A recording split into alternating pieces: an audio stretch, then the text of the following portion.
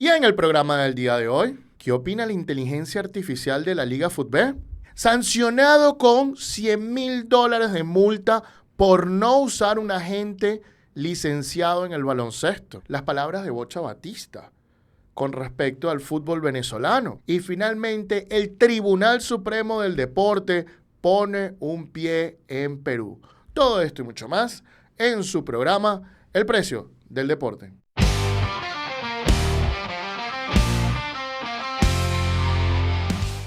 Esto es el precio del deporte. Buenos días, buenas tardes, buenas noches, bienvenidos a su programa El Precio del Deporte, producido por Lauria Sports. Soy su anfitrión, Antonio Quintero, especialista en Derecho del Deporte, y es un verdadero honor y privilegio estar con ustedes el día de hoy. Los verdaderos fanáticos, los verdaderos hinchas del deporte, para conversar sobre todo lo que nos gusta excesivamente, como las transferencias internacionales, el mercadeo del deporte, todo lo que tiene que ver con los casos legales deportivos, el diseño de camisetas y mucho más de todo lo que engloba la gerencia deportiva. Y para eso, el día de hoy nos acompaña desde nuestros estudios en Caracas, Venezuela, la dama del derecho del deporte, Elena Mundaray. Hola a todos y bienvenidos a otra edición del Precio del Deporte. También nos acompaña el pivote del mercadeo del deporte, Andrés Moró, mejor conocido como el señor Moró. Hola, ¿qué tal? Es un gusto saludarles. Y finalmente nos acompaña el mago del diseño y la identidad en el deporte, Brandon Buquet desde Uruguay. Hola, un placer estar de vuelta. Y por supuesto nos acompañan ustedes. Habiendo dicho esto, sin más ni más, vamos con el primer tema del día de hoy que nos los trae Brandon Buquet. ¿Qué opina la inteligencia artificial acerca de la Liga Fútbol? Hicimos este ejercicio de preguntarle a la IA qué opinaba y bueno, básicamente lo que hace esta tecnología es que reúne la opinión y la información que existe en Internet y a través de eso genera una conclusión general. Y es muy interesante lo que arrojó. Le preguntamos a dos tipos de inteligencia diferentes. Le preguntamos a Grok, que es la inteligencia artificial de X, la red social, y le preguntamos a ChatGPT. Así que aquí les vamos a leer algunas de las cosas que nos dice, muy interesantes. Y una de las cosas dice es que la opinión sobre la Liga Fútbol, basada en lo que se comenta en redes sociales y fuentes web, es bastante variada, con un tono predominantemente crítico, aunque también hay quienes valoran ciertos esfuerzos por mantener viva la competencia. Y luego resume varios puntos claves sobre la opinión variada de la Liga Fútbol, tanto para los fanáticos como a nivel comercial o de marketing, que es a lo que nos vamos a enfocar nosotros. Y dice, opiniones negativas. Hay decadencia y falta de calidad. Muchos aficionados expresan decepción por el nivel actual de la liga. Se habla de una decadencia impresionante, entre comillas, en aspectos como la calidad de los partidos, los arbitrajes, las transmisiones y el nivel competitivo de los equipos, especialmente comparado a otras ligas de otros países. Problemas logísticos y organizativos. Las críticas se centran en los estadios vacíos, malas transmisiones y narradores y comentaristas poco profesionales y errores arbitrales. Incidentes como líneas de fuera de juego mal trazadas o canchas en mal estado que han generado incluso burlas a nivel internacional, lo que aumenta la frustración de los hinchas. También habla de una falta de crecimiento, una narrativa oficial cuestionada. Algunos usuarios indican que las autoridades no toleran las críticas e intentan vender una imagen de perfección que no coincide con la realidad de la liga. Pero no todo es malo, también tienen puntos positivos a destacar sobre la Liga Fútbol. Dice que hay accesibilidad mejorada. Quienes destacan que la Liga Fútbol ahora se transmite por YouTube, lo que permite a cualquier persona con conexión a Internet seguir los partidos sin restricciones. También menciona algunas limitaciones o las debilidades comerciales de la Liga Fútbol como producto. Dice que hay una baja calidad percibida, que hay una infraestructura deficiente y que en la competencia internacional la Liga Fútbol no es muy atractiva. Conclusión sobre la marca, dice, la marca Liga Fútbol no es actualmente positiva en términos generales, ya que la percepción de baja calidad y los problemas estructurales dominan la narrativa. Sin embargo, destacan que es una liga con mucho potencial. Ahora, rápidamente, para no aburrirlos con toda todo el texto de la información que arrojó. Ahora lo que le preguntamos a ChatGPT. ChatGPT dice que ¿qué le falta a la Liga FUTB para ser mercadeable? Y dice que un estándar de calidad en la transmisión. Y esto es muy importante, esto me pareció lo más destacable de ChatGPT. Dice, experiencia de estadio. Muchos estadios están deteriorados o vacíos. Mejorar acceso, seguridad, servicios, señalización. Convierte el partido en un evento familiar o de entretenimiento, no solo de fútbol. Y luego arroja una frase que me encantó. Dice, una liga es tan vendible como la experiencia que ofrece al fanático casual, no solo al fanático fiel.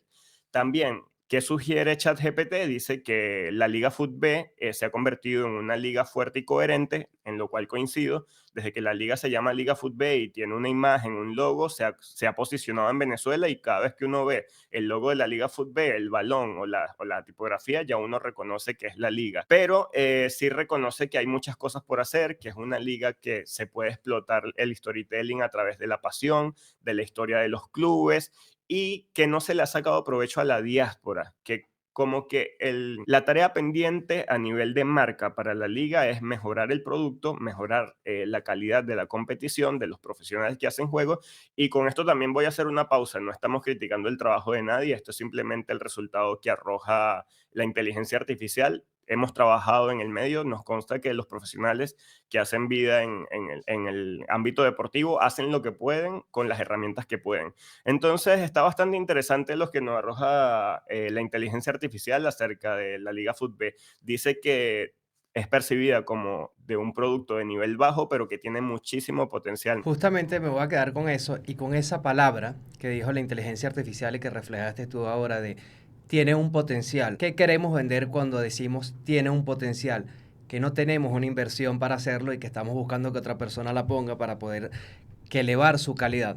Esto lo vemos desde la venta de inmuebles, la venta de vehículos, la venta de todo. A mí me genera más preocupación la valoración que hace la inteligencia artificial porque nos desnuda una realidad de un producto que estamos viendo actualmente, que muchos lo conocemos, muchos así lo sabemos o lo entendemos de esta manera, pero que me quedo con la palabra potencial. Potencial es cuando 10 años, 20 años, 50 millones de dólares.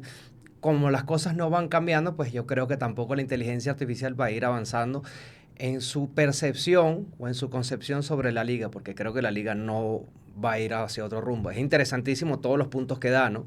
Pero me quedo con esa palabra potencial y me da un poco de tristeza esa palabra. Una de las cosas que hay que tener en cuenta la inteligencia artificial es que a veces se equivoca, ¿no? Pero si bien a veces se equivoca, la pregunta es ¿dónde coincidimos nosotros con ellos en la inteligencia artificial? Porque hay datos que pueden no ser correctos porque de repente los saca algún tweet incorrecto o alguna cuestión, pero la inteligencia artificial yo creo que es bastante parecida a su percepción a la que yo personalmente tengo. Esa es la verdad. Me encantó esa frase de que el producto es tan bueno para el fanático casual más que para el fanático fiel como tal, el leal, el núcleo de fanáticos, ¿no? Y en ese sentido, creo que lo más interesante para mí es el tema de, y siempre lo digo, del branding. Para mí, las marcas de los equipos de fútbol de Venezuela no tienen un buen branding, con excepción de unos pocos, porque no conectan directamente con el fanático. Y muchas personas hablan de la calidad, sí, el ganar, y el ganar internacionalmente es un valor que tu marca tiene que tener para conectar con los fanáticos, sin duda alguna. ¿Pero es el único? No. Hay equipos que han surgido simplemente por decir somos el equipo del pueblo, somos el equipo de los católicos, somos el equipo de X otro valor, y eso los hace fuertes. No es tu única forma de conectar el ganar. Y entonces yo personalmente siento que falta muchísimo branding, pero no solo muchísimo branding, y aquí Andrés me puede corregir, no solo muchísimo branding en general, porque es que los equipos hacen branding, pero los equipos de fútbol en Venezuela están concentrados en hacer branding en sus propias redes sociales. ¿Y quiénes van a las redes sociales de los equipos? Los fanáticos leales. No van el fanático casual. El fanático casual se entera si hay un gran evento, pero si no, no va. Es decir, por ejemplo, el Carabobo ahorita está participando en Copa Libertadores, ¿no? Claro, si tú haces tu branding y tu promoción del partido y del evento por tus redes sociales, bien, pero solo le está llegando a tus fanáticos leales. Los demás se enteran porque es un gran evento que viene a la ciudad de Valencia. Pero si tú vas más allá de tus redes sociales, inviertes más allá, porque eso no depende de los departamentos de mercadeo. Yo estoy seguro que cualquier persona que trabaja en marketing en la Liga Fútbol lo que quiere es más presupuesto y que le dejen hacer lo que sabe. Eso depende del presupuesto que tú le dejas a esa persona. Y en ese sentido es lo que te permite. Entonces, y aquí corrígeme Andrés un segundo, no es solo hacer marketing below the line, sino también above the line. Porque entiendo yo, y me corriges tú Andrés, que el branding y el marketing below the line es para mercadeo directo, hacia tu potencial cliente directo, mientras que above the line es el general, hacia todos. Entonces, en ese sentido, creo que hace falta más marketing above the line. Salir en los medios tradicionales, poner vallas, etcétera, etcétera. Andrés, corrígeme porque esta no es mi especialidad. Creo que hay que buscar la manera de cómo crear comunidades que no solamente dependan del entorno digital. Hay una infinidad de cosas por hacer, desde llegar a atacar distintas audiencias, puede ser trabajar con colegios, con comunidades, con sectores vulnerables, con hacer responsabilidad social a través de la marca. Hay muchísimas maneras de cómo empezar a generar una tradición y una herencia que la marca vaya quedando, se vaya forjando. Pero esto tiene que ser a través de los años, con mucho trabajo, con arduo. El presupuesto es fundamental, por supuesto. Además, tenemos que ver, acá desaparecen y aparecen muchos equipos, entonces hasta cuándo va a llegar cada equipo. Y no hay una base fija sobre qué es lo que se va a trabajar. Pero sin duda que los equipos tienen que salir solo de lo digital, dar una buena experiencia en el terreno y llevar a la gente afuera de sus terrenos y encontrar dónde está esa gente afuera, viendo qué hace y cómo conectarla a través, para que se vean vinculadas a su marca y no pensando en solo, oye, voy a hacer una cuenta espectacular en Instagram o voy a hacer en TikTok porque es lo que usan los chamos de 24 años para abajo. No, hay que pensar más allá, cómo está el día a día. Además que vivimos en un país que tiene un atraso tecnológico muy impresionante, el sistema de conexiones, en muchas cosas, entonces hay que buscarlas también a los formatos antiguos y hay que ver cómo ponemos a la gente a conversar sobre nosotros sin depender solamente de las redes sociales, que es muy importante también, pero no es la única manera. A mí me pasa mucho que veo que las instituciones dicen como que no, mucha gente no está interesada en el fútbol porque no les llama la atención, no somos una gente de fútbol, y como que lo que hacen es como que quedarse con eso y pensar, ¿por qué no quieren venir a verme? ¿Por qué la gente no viene a verme? Pero la pregunta es, ¿qué estoy haciendo yo para que la gente venga a verme? Mucho había pasado, yo estando en Venezuela, recuerdo, estudiando en la Universidad Central de Venezuela, los estudiantes no sabían que había partido ahí mismo en el estadio, teniendo el estadio a unos cuantos pasos. Y pasa en muchas ciudades, que mucha gente no tiene ni idea de la existencia del equipo. Y no hablo de los más jóvenes, porque capaz los jóvenes están enterados por el tema de las redes sociales o la misma aproximación con los deportes.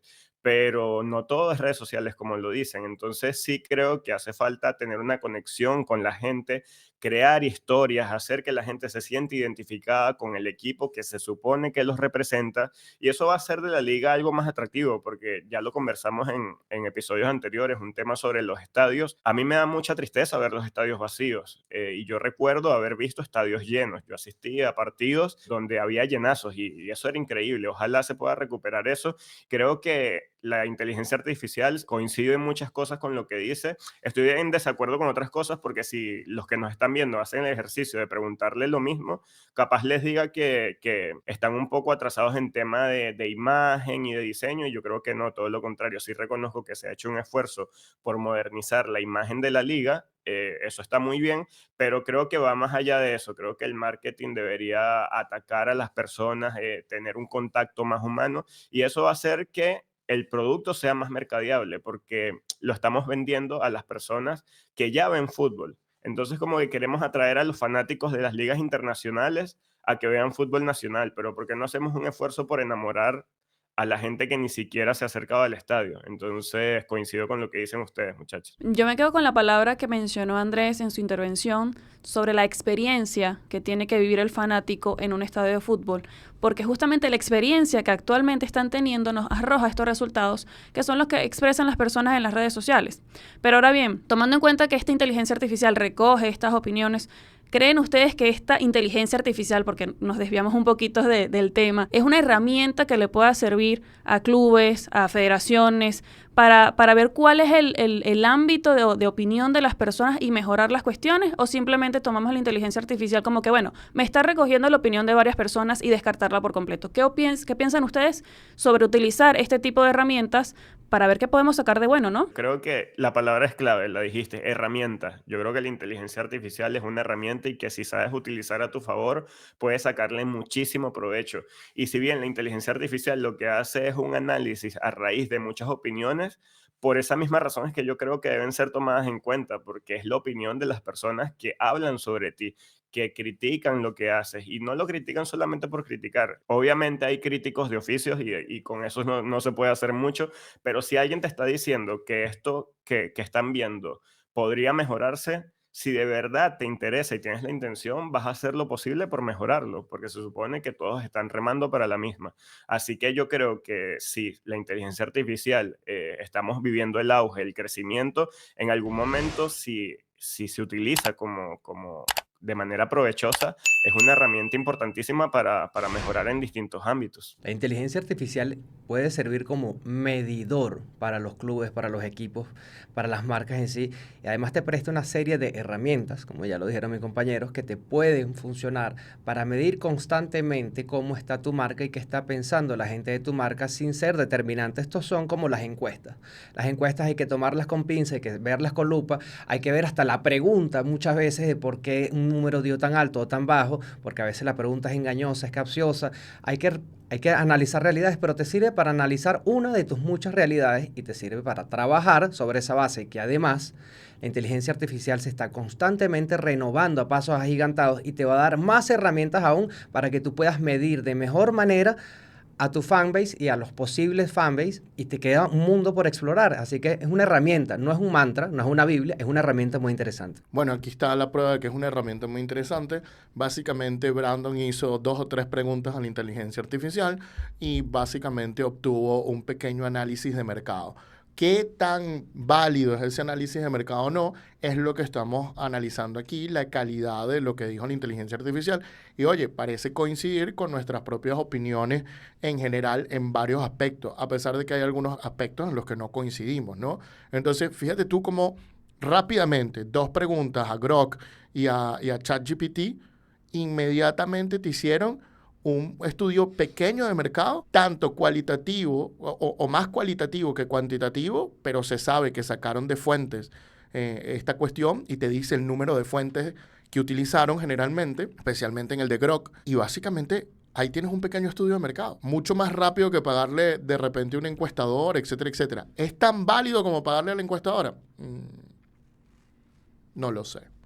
Ese es el gran tema. Que bueno, la cosa va avanzando y rápidamente te sirve. Incluso pudiera ser interesante preguntarle, bueno, inteligencia artificial, dame 10 ideas de hacer marketing sin presupuesto para ver qué sale. Y tal vez empieza a arrojarnos ideas de A24, que es una productora de películas que hace marketing básicamente sin presupuesto, como la idea de la película Smile, que me pareció fantástica, donde le pagaban a un actor, nada más a uno, no pagaban una gran publicidad, para que se pusiera en el medio del público con una sonrisa satánica, así, horrible. Y eso hizo que la gente le llamara la atención y dijera, bueno, pero ¿por qué esta gente está sonriendo como loco, como psicópata? Y cuando ibas a averiguar era parte de la campaña de una película y terminabas viendo la película.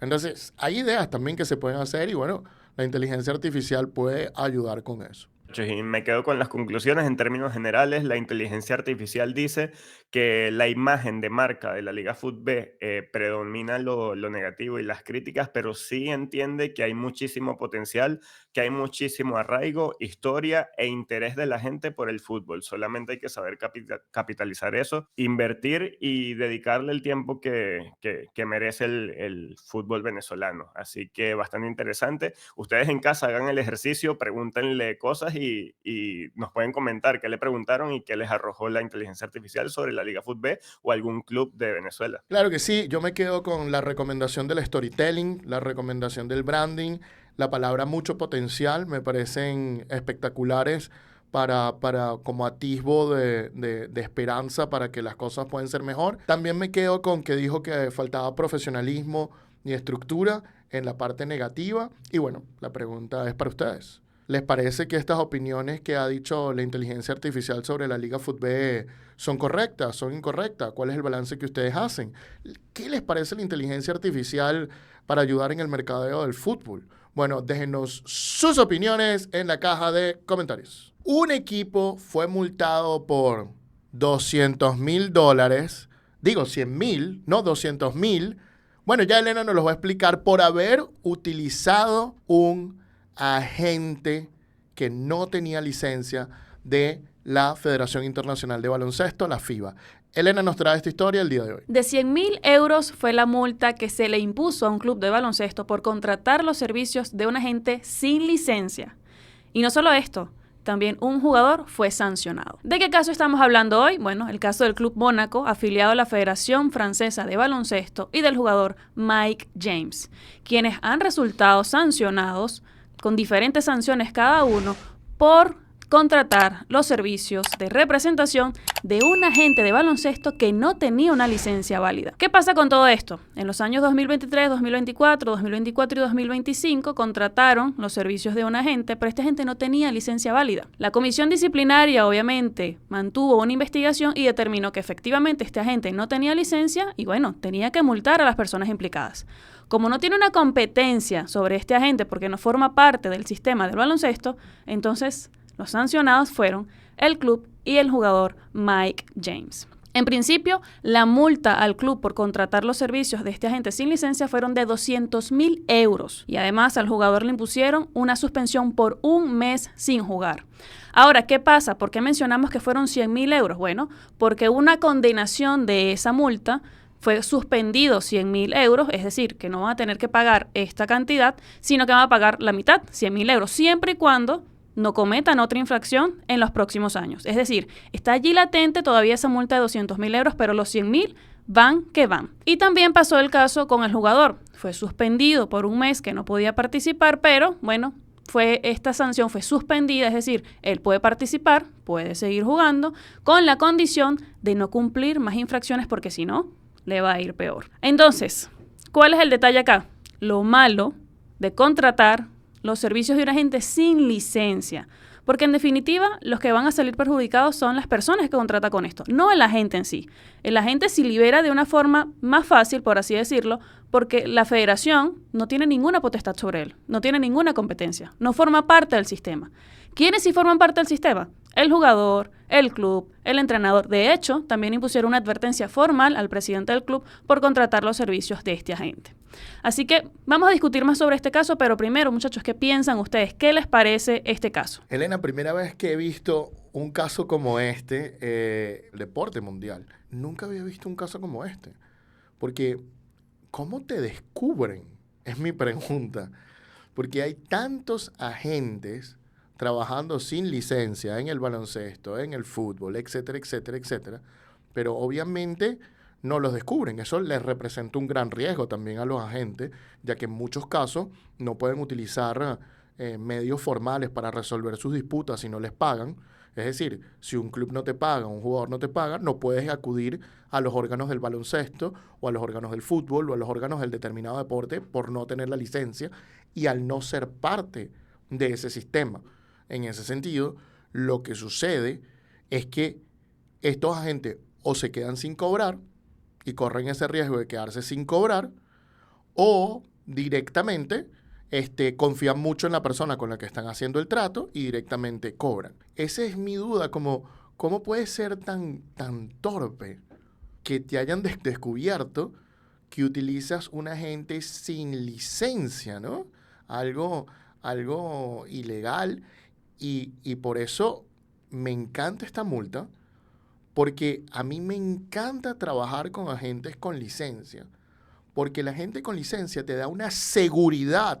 Por ejemplo, nosotros que ayudamos en sus temas legales a jugadores, entrenadores y hasta agentes, cuando le estamos recomendando a un jugador una cuestión, una de las recomendaciones que yo siempre hago es averigua si tiene licencia. Porque la licencia le da una seguridad al jugador de que si el agente actúa mal, entonces el jugador tiene a dónde recurrir para denunciar a la gente y efectivamente le van a quitar la licencia, lo van a suspender y va a ser un gran escándalo y una publicidad negativa para la gente. Es lo primero que yo recomiendo. No utilizar a gente sin licencia. Y fíjate tú que es la primera vez que veo la consecuencia. Aquí está. Ahora tenemos el caso de Mike James y le voy a decir, bueno, corres un riesgo, mira esta multa. 100.000 euros. Ojo, de 200.000 y bajó a 100. 100.000 euros. ¿Eh? Me parece espectacular este tipo de situación. Mira, yo me hago la misma pregunta, ¿no? ¿Cómo te descubren? Pero tenemos que tener en cuenta que la Federación de Baloncesto tiene que dar lo que llaman Letter of Clearance, o una carta para cuando se hacen las transferencias de jugadores. Allí se ponen todos los datos, incluyendo los datos de la gente. Yo imagino que por allí puede ser la cuestión. De hecho, creo que cuando contrataron al jugador, hubo unas cuestiones allí también como que no estaban claras. Hubo un proceso en la comisión disciplinaria. Al parecer no llegó nada en ese momento, pero años después, mira, allí están las consecuencias de lo que hicieron hace unos años. Y además también, continuando en lo que estás diciendo, la licencia es una seguridad para el sistema. No solamente para la gente, de que le pueda cobrar después al jugador en el sistema también y pueda obviamente ejecutar una sanción, una decisión, sino también para el jugador mismo, porque al final, como vemos, es el implicado, ¿no? El principal implicado. Si contratas con un agente que no tiene licencia, allí tienen las consecuencias. Esta sanción fue bastante suave, pero pudiera ser fácilmente 1 mes sin jugar, 2 meses sin jugar, 3 meses sin jugar, 6 meses sin jugar, solamente por no contratar los servicios de un agente con licencia. Y no hay excusa, además, para decir, no, es que yo no sabía que mi agente no tenía licencia, porque una de las cuestiones que están establecidas en el reglamento, específicamente de la Federación de Baloncesto de Francia, y también lo tiene la FIBA, es que se publica el listado de los agentes. Entonces, es muy fácil acceder a la página web, revisar la sección de agentes y buscar si el agente que yo estoy contratando efectivamente está allí. No solamente tienen el listado de agentes, sino también el listado de las personas que están suspendidas por cualquier motivo. Entonces, oye, hace falta también un poquito de esfuerzo en tú como jugador o tú como club, como entrenador que quieres contratar los servicios de un agente, verificar si estás cumpliendo con las normas, verificar en primera instancia si estás, contratando los servicios de una persona que en definitiva tenga licencia, porque el perjudicado al final va a ser el club, el entrenador o el jugador. Tú hablas de la Letter of Clearance. Esa es la letra, la carta de decir que no tienes ningún contrato anterior, etcétera, etcétera. Y en esa carta hay que colocar ese dato, sin duda alguna. Pero ¿por qué lo colocas allí si sabes que estás contratando con alguien que no tiene licencia? Obviamente sería muy torpe hacerlo. No obstante, lo que se me ocurre que pudo haber pasado es que la FIBA desde hace un año anda un poco fuerte contra los agentes, ¿eh? Y anda investigando a los agentes fuertemente y anda tratando de proteger. Fíjate que ya hemos hecho varios programas de los agentes en el baloncesto, que han cambiado varias normas. Hemos tenido casos disciplinarios en FIBA que afortunadamente nos han salido muy bien contra clientes nuestros que son agentes de baloncesto y que han salido prácticamente libres estos clientes, porque FIBA ha incrementado la cantidad de casos disciplinarios en las investigaciones en estos temas de agentes. Sabemos de otros casos que abrieron contra otros agentes, no sabemos cómo terminaron esos casos, pero hay un incremento de FIBA en la investigación sobre el tema de agentes y en cómo y básicamente está persiguiendo a los agentes. Y yo me imagino que los agentes licenciados habrán dicho, bueno, pero ya va, si yo cumplo con mis reglas y cumplo con esto, empieza a investigar también a los que no tienen licencia. Y entonces FIBA, me imagino que a partir de eso, por eso es que encuentro un caso del 2023-24. Entonces, yo creo que hay un cambio de política en FIBA. Y ese cambio de política no lo vemos de forma como oral, aunque tenemos una regla que pronto va a cambiar y que no sabemos exactamente si la negociación de los agentes con FIBA va bien o mal, pero sabemos que pronto se acaba el vacatio legis, o la vacación de la ley hasta que empiece a aplicar. Pero es claro, de acuerdo a estas actitudes de FIBA, lo que está tratando de hacer y la política que está implementando. Vamos a analizar un poquito la cuestión. Mike James, un referente de Europa, el baloncesto europeo, máximo anotador de la Euroliga. ¿Qué veo yo que está pasando aquí? Siento que es un mensaje de la Federación Francesa de Baloncesto para decir, oye, estamos analizando esta situación, si pudimos multar, si pudimos sancionar a un equipo y a una persona tan grande como este jugador, ¿por qué no vamos a ir por los más pequeños y por otras personas que se deben estar evadiendo ciertas circunstancias? En estos días estaba leyendo justamente sobre los agentes, pero en el fútbol, que en la Premier en una temporada movieron 500 millones de euros. Entonces hay una cantidad de dinero impresionante que seguro va a estar bajo revisión. Entonces, cada vez se harán más reglas y se velarán más por el cumplimiento de las reglas, pero yo lo veo esto como un claro mensaje de decir, estamos observando a todos, así una especie de gran hermano, ¿no? Me robaste lo que iba a decir, Andrés. Me parece que no es casualidad que sea Mike James porque no es cualquier jugador, es el anotador histórico de la Euroliga y yo creo que eso es un mensaje. Sobre lo del jugador y la responsabilidad, yo puedo entender que un jugador no esté pendiente de esas cosas a pesar de que la información esté allí, que tenga acceso, porque muchas veces los atletas se dedican solamente a jugar y le confían su carrera a personas allegadas, pero que el club no haya revisado y se den cuenta recién, eso sí es lo que me parece bastante irregular. Si bien la responsabilidad es compartida entre atleta y club, entiendo un poco el comportamiento de los jugadores que a veces son muy despreocupados, pero no entiendo en este caso la irresponsabilidad por parte del Mónaco en permitir que esto pasara, porque el jugador tiene allí 4 años, no es de ahorita, es un caso viejo, entonces es hasta ahorita que empiezan a abrirse esos casos, bien como dijo Antonio, y Andrés, yo creo que no es casualidad que sea Mike James, creo que tiene un sentido que es un jugador referente y dicen, bueno, presten atención porque está pasando esto. Es una forma de hacer un poco de ruido y poner a la gente en orden. Sí, la persecución creo que la hay, ¿no? Ya se siente desde hace unos meses con los reglamentos en FIBA y ahora, bueno, tenemos esta noticia de esta suspensión, de esta sanción por la Federación Francesa de Baloncesto. Y con respecto a lo que estás diciendo, Brando, mira, entiendo y no entiendo a la vez la posición de un jugador porque si bien, ok, está preocupado por jugar, pero también tiene que estar preocupado con quién hace negocios. Porque en definitiva, si tú contratas con un agente, se supone que hay algo por escrito o no, porque también es válido lo oral, tienes que estar pendiente con quién estás haciendo negocios. Tienes que estar pendiente a quién contratas para ti, a quién contratas para que se supone lleve tu carrera. Entonces ese es el primer paso. ¿En quién confiar para que te represente? Y luego, bueno, te preocupas por tu juego, por tus partidos. Pero oye, es una responsabilidad bastante grande porque fíjate las consecuencias. Porque esta sanción fue bastante severa, bastante suave. Pero ¿qué hubiese pasado si fueran 6 meses sin jugar a un jugador referente como este? Entonces yo me lo tomaría con un poco más de cuidado.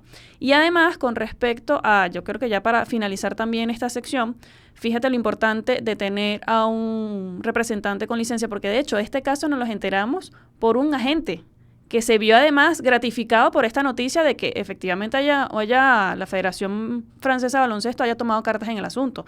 ¿Por qué? Porque también le da la seguridad a otros agentes de que se está persiguiendo a la persona que no está cumpliendo con las normas, a que no se están metiendo con su trabajo, porque en definitiva esto es un trabajo, esto es una profesión.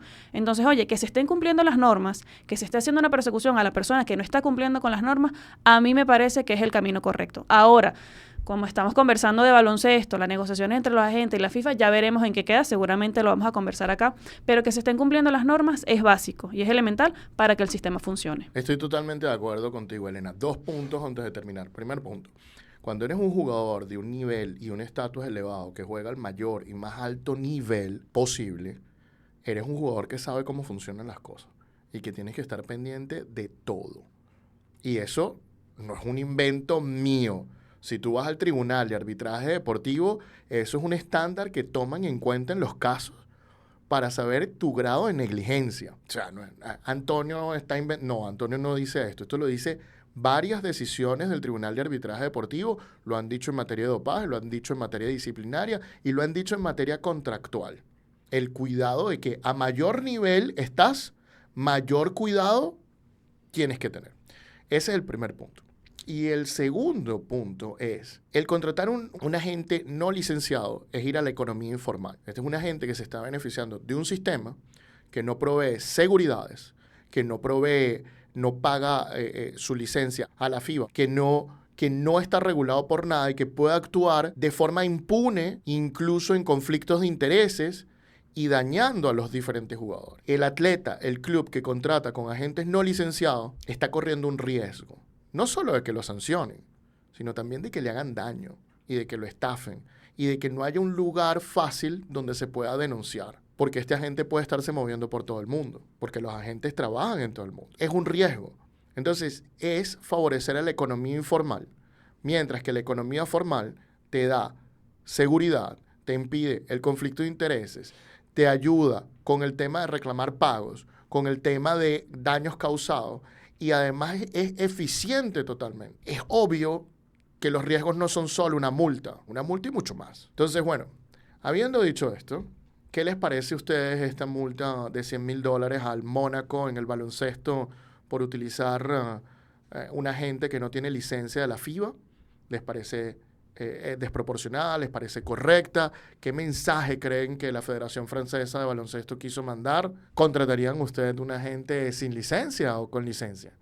Bueno, déjennos sus opiniones en la caja de comentarios. Pasamos al siguiente tema del día de hoy, y es que el seleccionador nacional de Venezuela, Bocha Batista, dio una declaración a Insiders News muy polémica y que tiene a varias personas criticando lo que dijo el entrenador, justo en momentos donde nos jugamos prácticamente la clasificación al repechaje.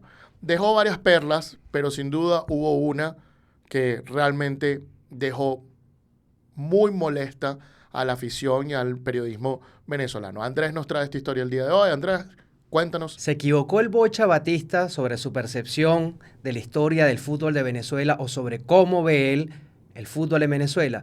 Quiero que esta pregunta me la respondas tú en la caja de comentarios para fomentar el debate sobre las declaraciones que dio el seleccionador nacional de Venezuela, porque encendió las redes sociales, puso a hablar a todo el mundo en este tema, unos a favor, otros en contra, otros simplemente bajo una perspectiva neutral, pero trajo ruido, y trajo un ruido muy grande para este microclima que llamamos el mundo vinotinto o todos los seguidores del fútbol nacional. Entonces, vamos con lo que dijo, se los voy a leer. Esta fue una entrevista que dio a un medio argentino llamado Insider, y él fue una entrevista escrita, por supuesto, en la cual le preguntan una serie de cosas al técnico sobre su percepción y cómo ha sido su vida bajo el mando de la Vinotinto, ¿no? Y él, en una de las preguntas, que se las voy a leer a continuación, dicen: ¿sentís que pusiste el fútbol en un lugar que no había tenido nunca en el país? La respuesta del técnico fue tajante, dice: lo siento así y la gente me lo hace saber.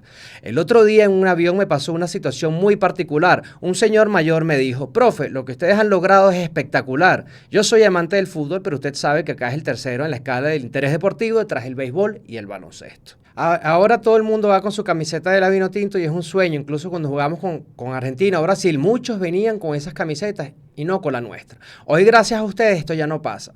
Te imaginarás el orgullo que me generó escuchar esas palabras. Hay más ilusión también por tener 2 cupos más. Lograr la clasificación al Mundial sería increíble. Volvamos otra vez. ¿Por qué creen ustedes que esta declaración encendió las redes sociales? Y yo se los voy a resumir en una sola palabra: historia.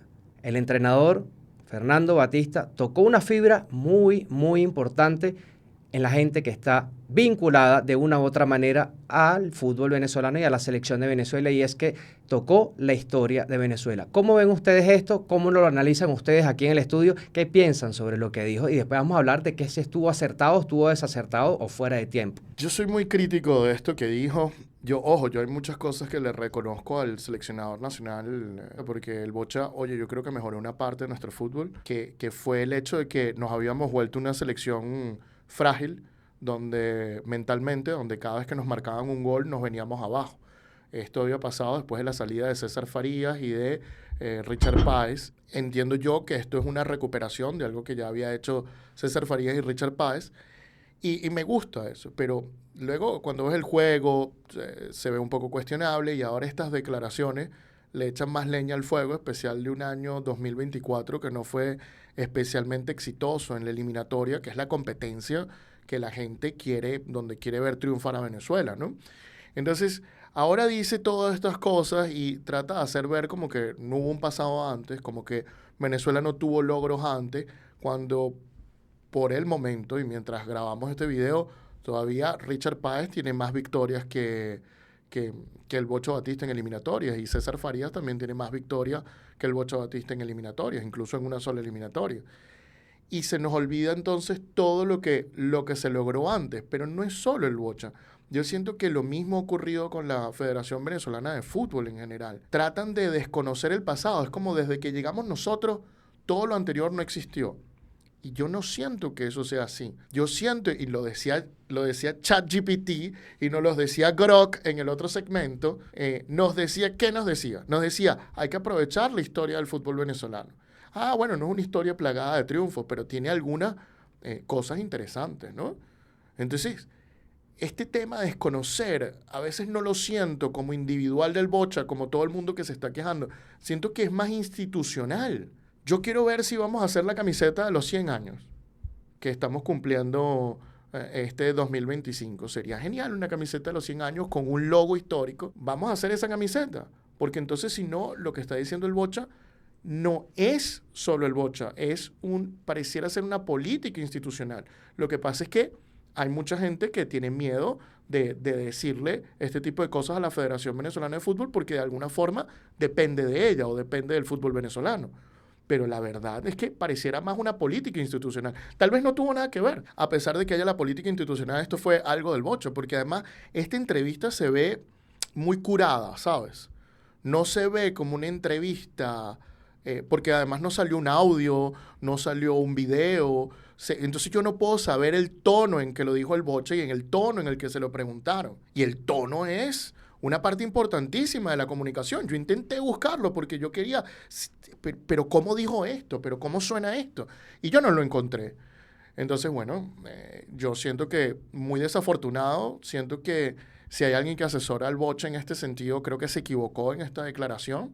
Y bueno, si después gana y clasifica al Mundial, a nadie le va a importar.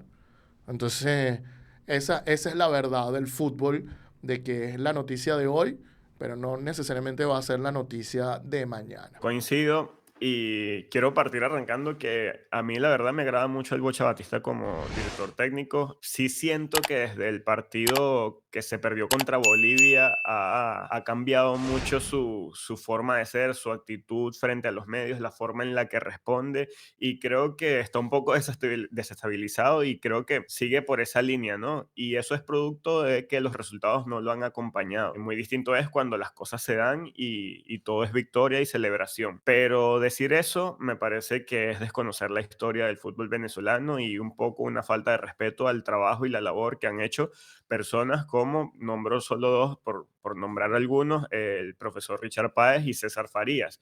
No es la primera vez que estamos cerca de ir al Mundial, no es la primera vez que la gente se mete de lleno a apoyar a la Vinotinto. Eso se logró con Richard Páez. Muchos mencionan Pastoriza, yo no tuve la fortuna de vivir esa época, no la recuerdo la Vinotinto a partir de Richard Páez, pero eso que se menciona en esa entrevista de que el venezolano se quitó la de Argentina y la de Brasil por la de Venezuela, eso no está pasando ahorita, eso está pasando desde hace muchos años con Richard Páez. Y estar cerca de clasificar al Mundial se estuvo con César Farías. Entonces yo creo que un poco irresponsable decir eso. No sé en qué tono se dijo, coincido con Antonio, porque es una entrevista escrita entre dos amigos, entonces capaz no estuvo bien asesorado el Bocha, y yo creo que más allá de no estar asesorado, no se imaginó el alcance o la repercusión que podrían tener sus palabras, y creo que está viviendo dentro de una burbuja en la que capaz no le permite darse cuenta de cuál es la realidad. Entonces capaz recibe mucho comentario de ese estilo y bueno, a medida que te van diciendo eso te la vas creyendo, y si bien es importante su presencia en la actualidad de Venezuela y le ha devuelto el carácter a la Vinotinto de un equipo competitivo, decir lo que dijo a mí me parece que es un poco una falta de respeto y sí una equivocación decirlo de la forma en que lo dijo. A mí esto me trae a la mente inmediatamente el caso de Alfaro con sus declaraciones y además la misma historia, ¿no? Prácticamente. Me encontré con un fanático y me comentó esta cuestión. Lo que pasa es que en el caso de Alfaro, bueno, salió hasta video, salió foto, salió una entrevista con el chico. Pero en este caso da una declaración más o menos parecida, parte de una historia con una persona que se le acerca y le comenta lo que Andrés leyó, pero el contexto no la acompaña. Y además, no solamente eso, sino las siguientes declaraciones que da, ¿no? Con respecto a la historia. Por allí estaba viendo muchas preguntas de que ya que esta entrevista lo que deja ver es el desconocimiento, la ingenuidad por parte del Bocha Batista, y también se hacen preguntas varios periodistas, ¿es que acaso a la Vinotinto no tenía apoyo antes del Bocha Batista? Y esto es totalmente falso. Entonces el contexto no lo acompaña tampoco, como dijo Brandon, los resultados no lo respaldan, y además esas declaraciones en ese sentido de llegué yo y bueno, las cosas cambiaron, sin darle tampoco el mérito que el pasado también se merece, ¿no? Porque hay números, hay resultados y hay historia. ¿Es poca? Podemos coincidir o no, pero hay historia en la Vinotinto. Y yo creo que eso tiene que tomarse en cuenta, eso tiene que internalizarse porque hay números, hay hechos y, bueno, lamentablemente unas declaraciones que lo del contexto y vemos los comentarios de las personas no lo acompañan. Mi consideración sobre estas declaraciones es que son desafortunadas y desacertadas. ¿Por qué digo esto? Lo primero que veo es, vamos a analizar un poco el contexto. Fernando Batista dijo algo que estamos fuera del periodo eliminatorio ahora. Viene de obtener un triunfo que lo metió parcialmente en el repechaje, que nos tiene en puesto de repechaje. ¿Qué ganó con decir esto? ¿Qué perdió? Pues perdió que se está hablando de él de una manera positiva. Quizás si él hubiese lanzado esto en plena jornada eliminatoria, pues uno dice, bueno, quiere quitarle presión a los jugadores, bueno, quiere desviar la atención sobre alguna otra cosa, y espectacular, pero ahora no gana nada, lo único que podría es desprestigiar. Segundo, él entiende y él lo sabe muy bien, además es argentino, él es de un país donde es potencia mundial de fútbol. Ellos saben el poder que tiene el fútbol, ellos saben el interés público que tiene el fútbol y las consecuencias que hay de emitir cualquier declaración. No sabemos, como dicen en el tono, de por qué lo dijo, en qué tono lo dijo, perdón, pero sí me llama la atención porque no es la primera vez que unas declaraciones de él vuelven a hablar y vuelven a ponerse sobre el tema, sobre el tapete. La primera fue cuando él en una rueda de prensa dijo también que él lo que había era que competir con Venezuela, que ese era el objetivo de él. Hizo mucho ruido porque no se trajo él para que volviera a competir, sino para que vaya a un mundial, como es el objetivo de todos los equipos. ¿Ok? Todos tenemos objetivos y no puede ser solo competir. Todo el mundo sabe por qué. Además, en otra opción dijo que, bueno, que analizando la situación como estaba en la eliminatoria pasada, ya Venezuela está eliminado en este momento. Claro, tenía unos resultados adversos en 2024, pero causaron también mucho ruido porque más allá de decir, como dicen en el argot popular, se está abriendo un paraguas, se está haciendo eso, oye, está menospreciando muchas cosas, ¿sí? Bien, Venezuela no tuvo unas mejores eliminatorias ni en Rusia 2018 ni en Qatar. De hecho, fueron muy tristes, muy lamentables deportivamente y en otros aspectos, pero oye, hay que analizar lo que estamos diciendo. Él es una persona que tiene el centro de atención, hay que verlo, porque este tipo de cosas pasan. Él debe tener un asesor de comunicación, un asesor de imagen, habla con él. Yo te recomiendo, mira, habla con él y no tienes que hacer algo muy estratégico también todo el tiempo, pero mantener una conversación sobre lo que se va a hablar previamente te va a decir qué puntos puedes tocar, qué puntos no, o cómo mejorar tus puntos, para que no pasen este tipo de cosas, sean por la ignorancia, por la soberbia o simplemente porque se descontextualizó esto. Ya la pregunta yo se las dejo a ustedes. ¿Cómo lo ven? ¿Sienten que se sintieron afectados? ¿Se ven afectados? ¿Creen que se saltó una parte de la historia o se está creyendo él una parte de la historia que no se le atribuye? Eso se los dejo a ustedes para que me comenten. Andrés, pero nos acabas de leer justo antes de entrar a este segmento un tuit del profesor Richard Páez. ¿Qué le comentó el profesor Richard Páez al Bocha Batista? ¿O qué le respondió a través de su Twitter? Richard Páez, entiendo por qué se haya sentido afectado por las declaraciones de Fernando Batista, porque fue un entrenador que también tuvo mucho revuelo y viene el boom vinotinto gracias a él, o en parte gracias a él con sus antecesores y sus predecesores también. Bueno, el tweet se los voy a leer y dice lo siguiente, de la cuenta de Richard Páez Monzón, Richard Páez M. La historia es única, irrepetible y verdadera, y todo cambia es cuando cada quien cuenta la versión a su manera, unos como protagonistas, otros como testigos y otros de oídos. Quien escucha debe saber distinguir cuál es la versión real.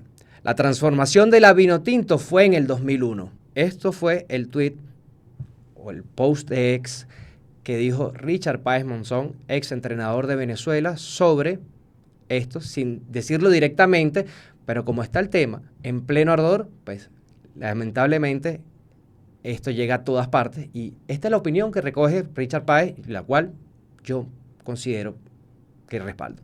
Yo también comparto la opinión de Richard Páez. Tanto él como César Farías nos dieron varios de los resultados más importantes de la selección. En el caso de Richard, es llamativo de que rompió esa sequía de victorias de una manera con una sigodilla espectacular en el año 2001, cuando logró un empate con Colombia, luego Uruguay, Perú, Chile, Paraguay, y luego cae derrotado por una Brasil que en otra hora sería campeona del mundo, que no venía muy bien en ese momento. Y ahí empieza el boom vino tinto, pero antes de él estuvo otro argentino, Omar Pastoriza, un gran seleccionador argentino que empezó a darle un cambio también a la selección venezolana. Recuerdo yo esa victoria 4-2 a Bolivia, íbamos ganando 2-0, luego nos empatan 2-2 y luego 4-2. Recuerdo que Miki Mea Vitali metió par de goles en ese momento, cómo lo celebré. Llegué al día siguiente al colegio y estaba súper feliz y la gente me veía y decía, ¿pero qué pasó? Y nadie sabía que habíamos ganado ese partido. Y yo estaba súper contento, estaba con Andrés en el colegio y todo el equipo de fútbol del salón estaba súper contento y los demás así como que, ¿pero por qué? Y que ustedes no lo vieron, ganamos un partido, ganamos un partido. Es como el niñito del meme que ganamos, hace tiempo que no ganamos. Entonces fue genial y bueno, en ese momento era una alegría inconmensurable. eh, y bueno, cosas que pasaron. El Bocho Batista también dejó otros comentarios interesantes, más que todo sobre el tema deportivo, donde él ve los partidos de alguna forma, hay personas de acuerdo, otras que no. Él dice que va por el repechaje, lo cual yo creo que es una realidad. Es un debate deportivo, pero bueno, este programa precisamente no es para hablar sobre estos temas deportivos, esto se lo dejamos a otras personas con otros canales de YouTube, sino para hablar del tema más que está detrás del deporte, el tema que está más en la gerencia deportiva, como es ese tipo de asesorías antes de que tú salgas a dar esas palabras. Para finalizar, quiero resumir en 3 puntos cómo podemos evitar este tipo de situaciones con personas que están siempre en el ojo del huracán o personas que son referentes o influencias en el mundo de la opinión, el mundo del deporte y en la industria también, ¿no? Creo que lo primero que tenemos que hacer es reflexionar sobre lo que vamos a hablar y analizar el contexto. Lo segundo es recibir asesoría comunicacional sobre cuándo y cómo, qué debemos decir. Simplemente hay que estudiar un poco y poner ahí junto a una persona que te pueda solucionar estos problemas, que esté detectando problemas y tus posibles puntos débiles, cómo poder fortalecerlos. Y lo otro es, si ya ocurrió esto, bueno, vamos a hacer un control de daños, vamos a darle continuidad a esto y hablemos de esto. Oye, se entendió mal, fue fuera de tono en este caso. Vamos a dar otra segunda entrevista, vamos a lanzar un tweet, un post de X, algo en una historia de Instagram. La mejor manera se discutirá en el momento, pero creo que debe ser un control de daños para que se haga un fin a la conversación y decir, bueno, si me equivoco está bien, yo me confundo, yo me equivoco o se descontextualizó la situación, pero vamos a darle un buen cierre para que la gente quede medianamente contento otra vez con nosotros. Andrés dio un punto clave y creo que eso es lo que está pasando, ¿no? Que hay un choque entre lo que dice el Bocha Batista con la percepción del fanático y yo creo que lo que leyendo los comentarios de la gente dice o nota que ha faltado autocrítica porque a partir de los resultados negativos, la reacción o la respuesta que ha tenido el Bocha Batista en sus declaraciones no va acorde con con una persona que se siente y dice, bueno, sí, yo me equivoqué en tal cosa, sino todo lo contrario. Y yo creo que eso es muestra evidente de que no está bien asesorado o simplemente se está dejando llevar por las emociones o simplemente quiere mostrar una imagen fuerte o dura en situaciones así. Pero yo creo que es eso, la imagen o el sentiment del Bocha Batista, yo siento que ha bajado conforme han pasado las fechas eliminatorias y creo que va un poco por allí porque no ha manejado mucha autocrítica, siempre se ha mostrado como que muy firme en sus decisiones, si bien él reconoce que los partidos que tenía que ganar no los ganó y que ahora apuesta a ganar todo en casa, siento que en los momentos claves le ha faltado tener un perfil más bajo de reconocer y yo creo que eso es lo que le ha generado cierto ruido a las personas que incluso dicen que fuese otro técnico con esos resultados ya sería objeto de despido. Vamos a ver qué dice el Bocha Batista o cómo es su postura después de esta entrevista y seguramente lo seguiremos analizando más adelante. Es muy interesante eso que dices, Brandon. Yo creo que cada vez que no obtienes resultados positivos, las críticas van a venir. Al haber no logrado victorias en 2024, que era un año, en mi opinión, muy complicado para la selección nacional, obviamente las críticas para él iban a venir, así hiciera autocrítica o no hiciera autocrítica. Porque hay un grupo de fanáticos que son muy ruidosos, que lo único que quieren es ganar y sienten que estamos obligados a ganar todos los partidos porque sienten que tenemos que ir al Mundial porque sí, no hay un argumento realmente detrás de eso, no hay un por qué no los merecemos. No hay gente que no le importa cómo clasifiquemos al Mundial, solo que hay que estar. No importa lo que hagamos, hay que estar. No importa si tenemos los jugadores, la dirección técnica, la federación, no, hay que estar. Y eso te lleva a que va a haber críticas por cualquier derrota, ¿no? Creo que una vez que tú estás molesto, decides cómo argumentar por qué estás molesto y entonces empiezas a justificarlo. No, porque él no hace autocrítica, porque no hace esto. Pero obviamente cuando no ganas van a venir esas críticas y si no fuera por la autocrítica, lo argumentas por otro lado. Pero tu verdadera molestia es que no se obtuvo el resultado. Habiendo dicho esto, ¿qué les parecen estas declaraciones del seleccionador nacional de fútbol de Venezuela, Bocha Batista? ¿Les parece que son acertadas? ¿Les parece que son incorrectas? ¿Cuál es el balance que hacen del trabajo de Bocha Batista en la selección nacional? Bueno, déjenos sus opiniones en la caja de comentarios. Y con esto listo, pasamos al último tema del día de hoy, que me corresponde a mí, y es que el Tribunal Supremo del Deporte puso un pie en Perú. Y esta es una buena noticia para los abogados sudamericanos. ¿Qué es el Tribunal Supremo del Deporte? Vamos a empezar por aquí. Pero vamos a empezar con una buena historia. Este es el presidente del Tribunal de Arbitraje Deportivo, firmando el convenio con AmCham, que es la Cámara Americana Peruana de Comercio, donde el TAS se va a comprometer a tener un centro de audiencias en Perú en el centro de arbitraje de AmCham, que es básicamente lo que pasó el pasado 10 de abril en una conferencia que hizo el TAS en Perú. Pero volvamos a la pregunta que acabo de hacer. ¿Qué es el Tribunal Supremo del Deporte? Vamos a llamarlo Supremo para que sea más entendible. Bueno, les comento la historia. Y esta es una historia un poco larga, así que la voy a resumir muchísimo. Y es que había una pelea entre Taiwán y China desde el año 1949. Esta pelea entre Taiwán y China pasó a la parte deportiva, ¿no? Y bueno, Taiwán quería ser admitido como China o como República de China, mientras que China quería llamarse República Popular de China y no quería que participara Taiwán, y hubo una serie de boicots y hubo una serie de cuestiones, que es un cuento muy largo, pero termina con que Taiwán en el año 1980 demanda en cortes suizas a la República Popular de China porque ellos quieren utilizar el nombre de China. Y en ese momento Taiwán sale derrotado. En ese momento había sido electo en 1980 también Juan Antonio Samaranch, uno de los presidentes más importantes del Comité Olímpico Internacional, y cuando vio todo este desbarajuste y toda esta pelea diplomática que había llegado a tribunales, dije, esto no puede seguir pasando. Y entonces dijo, necesitamos crear un tribunal especial para el deporte. Y ahí llamó a un amigo de él, el juez Keba Mbaye, de la Corte Internacional de Justicia, es decir, se trajeron a uno de los juristas de más alto nivel del mundo y le encargaron en el año de 1981 que hiciera un tribunal arbitral para el deporte. ¿Cómo terminó lo de China y Taiwán? Bueno, ahora Taiwán se llama China Taipei y China es la República Popular de China dentro de los deportes, ¿no? Dentro del Comité Olímpico Internacional, etcétera, etcétera.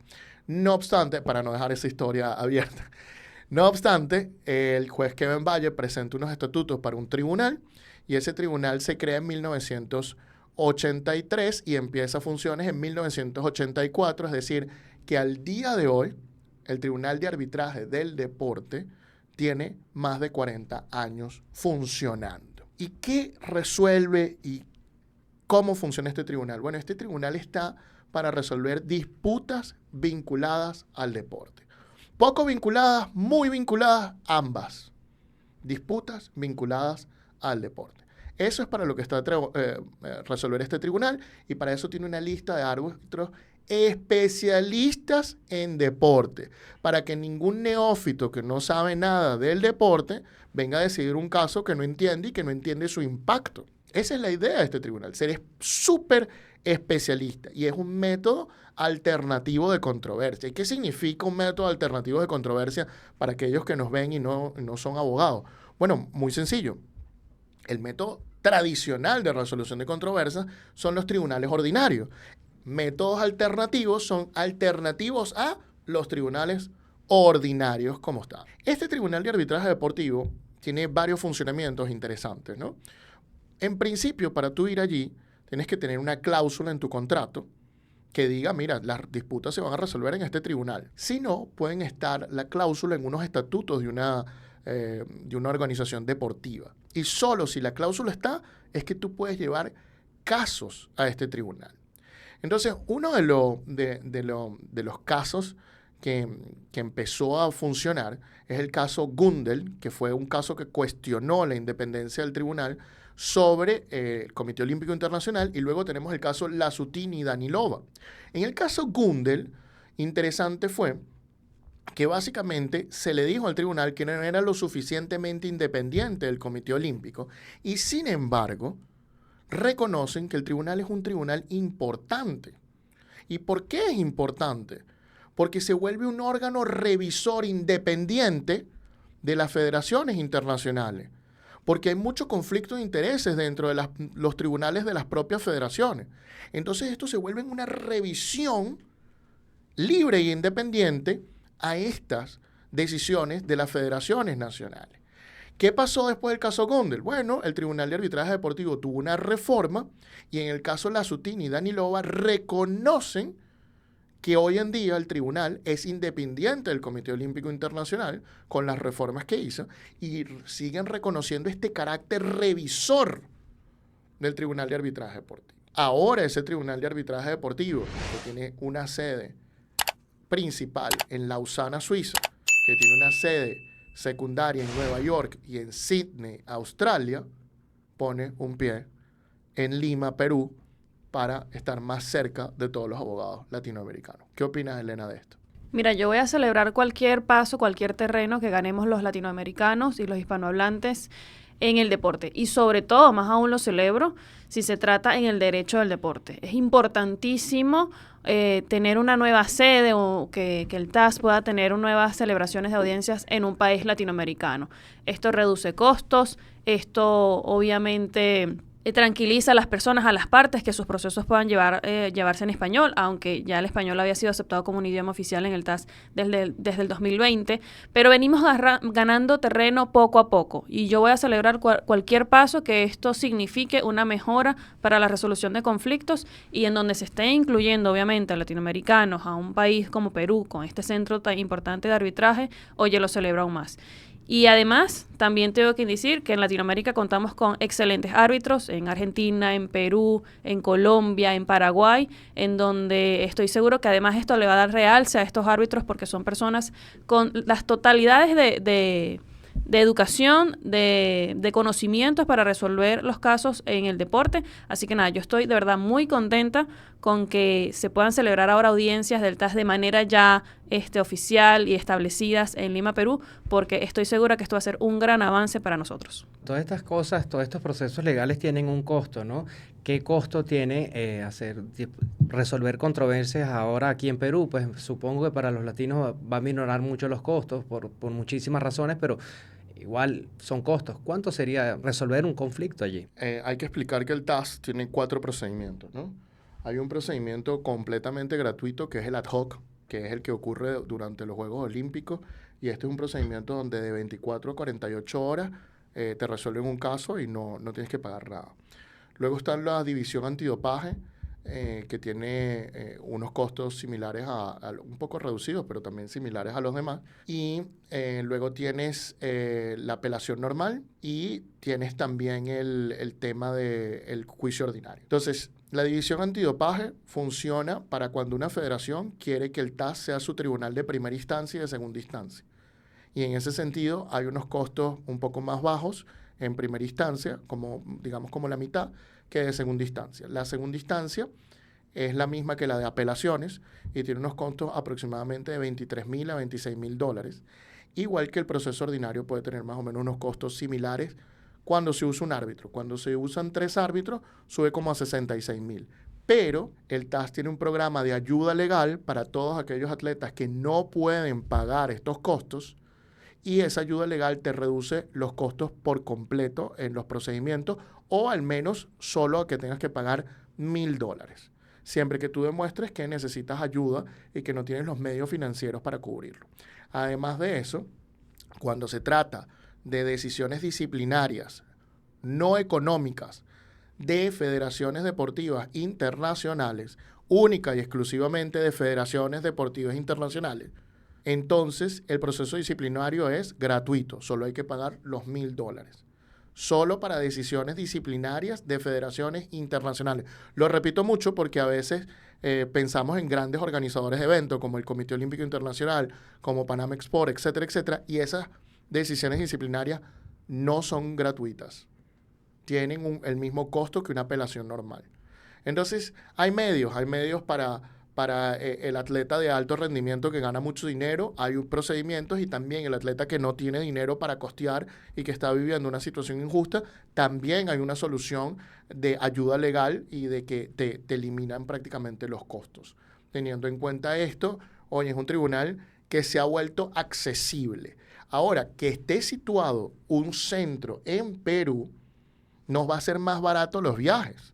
Porque antes teníamos que viajar hasta Suiza normalmente o hasta una sede acordada entre las partes. Y ahora ya no tenemos que viajar a Suiza. Con viajar un poco más cercano en Sudamérica a Perú, el caso Pablo Guerrero, por ejemplo, ya ahora no tenían que viajar a Suiza.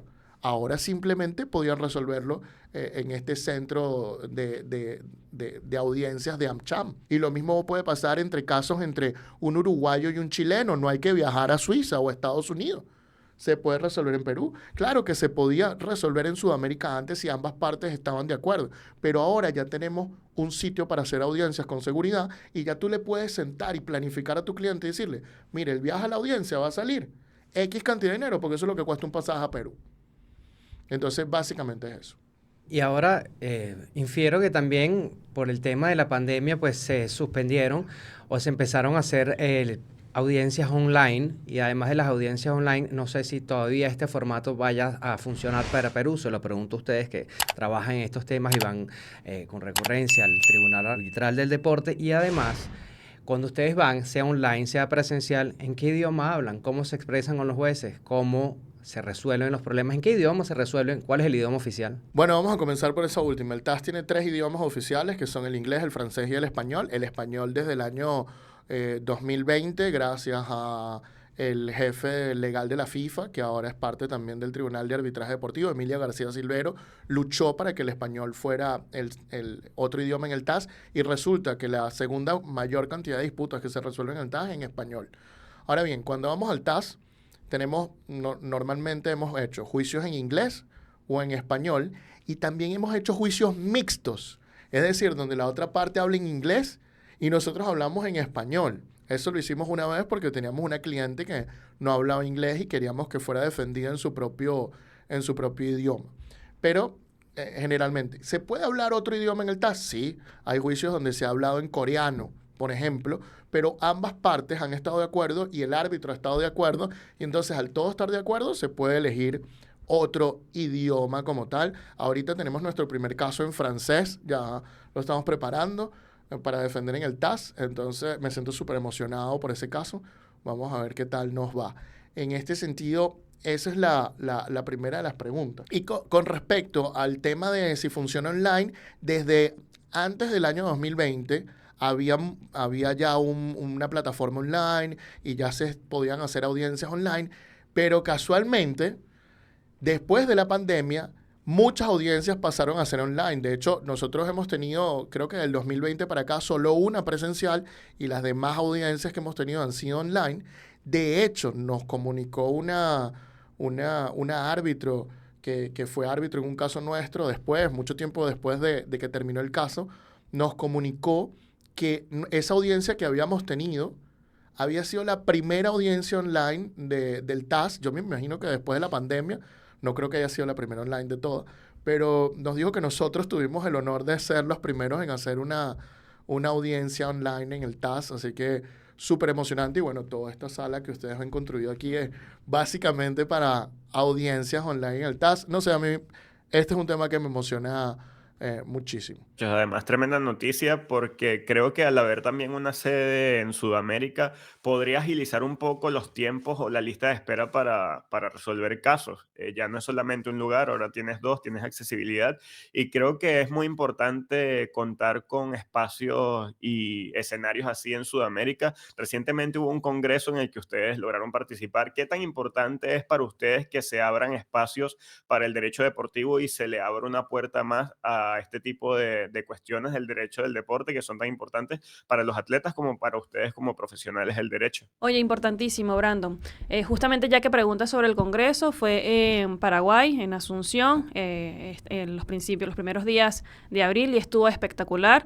Fue el primer seminario que celebró el TAS, el Tribunal Arbitral del Deporte, fuera de Suiza, y qué orgullo que haya sido, ¿no?, aquí en Sudamérica y además en Paraguay, donde está la sede de la Conmebol, donde prestó obviamente todo su apoyo para que esto se llevara a cabo. Y estuvo espectacular, con ponencias de árbitros de altura, con conocimientos, con una educación increíble, y por eso estoy segura que esta nueva sede que ahora se plantea para Sudamérica va también a darle más visualización a estos árbitros, porque en Sudamérica contamos con excelentes personas, con excelentes abogados, con excelentes árbitros, que con una educación, una altura, que, oye, sin palabras. Entre esos puedo mencionar a Roberto Moreno, espectacular, un seminario que hizo, una ponencia espectacular, de verdad que estaba embobada viendo su presentación, porque lo hizo de una manera que manejamos obviamente los temas que están hablando, pero la manera en cómo lo expresa es espectacular. También estuvieron árbitros de Colombia, de Argentina, así que Sudamérica de verdad tiene buenos abogados, tiene muy buenos árbitros, y yo creo que esta va a ser una oportunidad para explotar eso,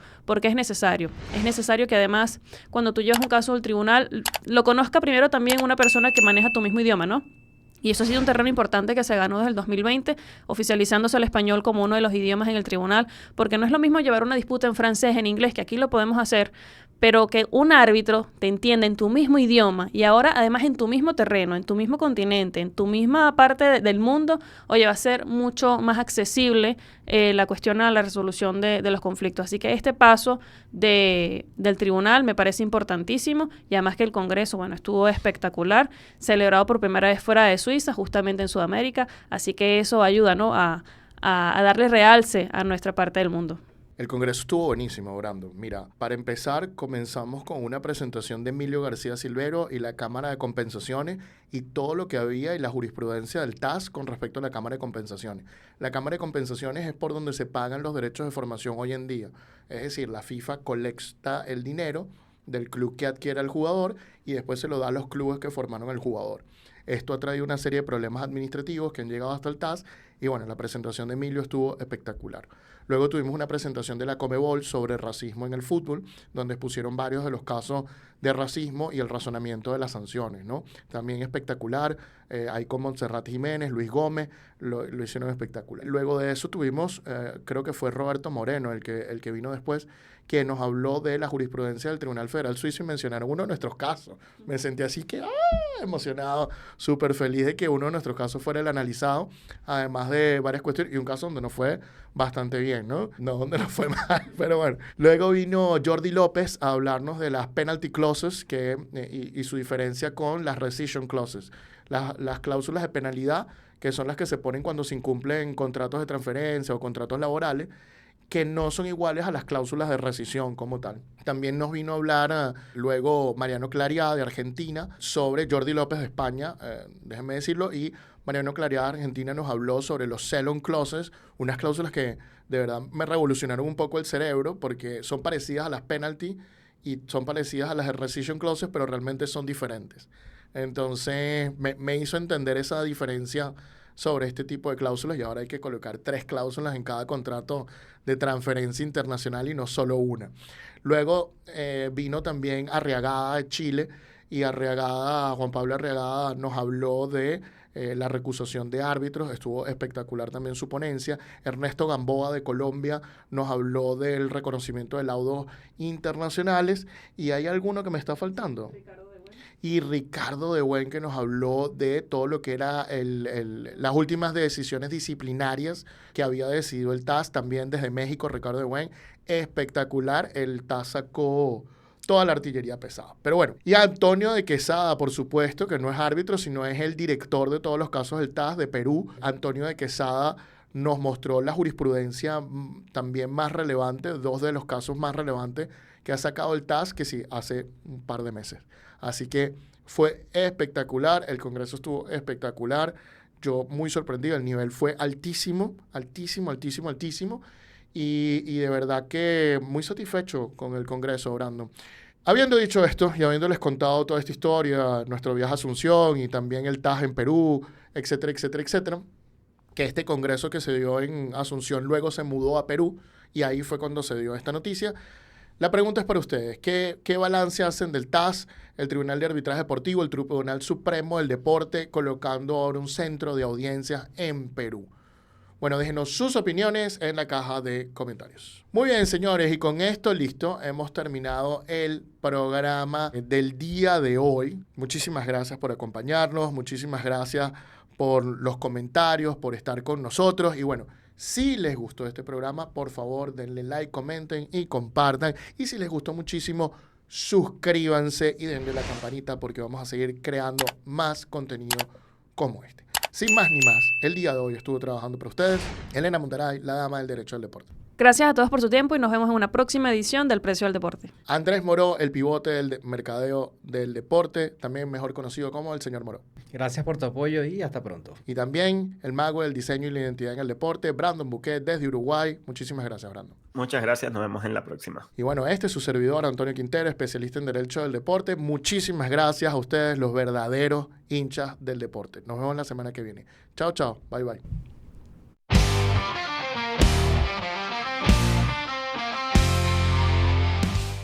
Esto es el precio del deporte.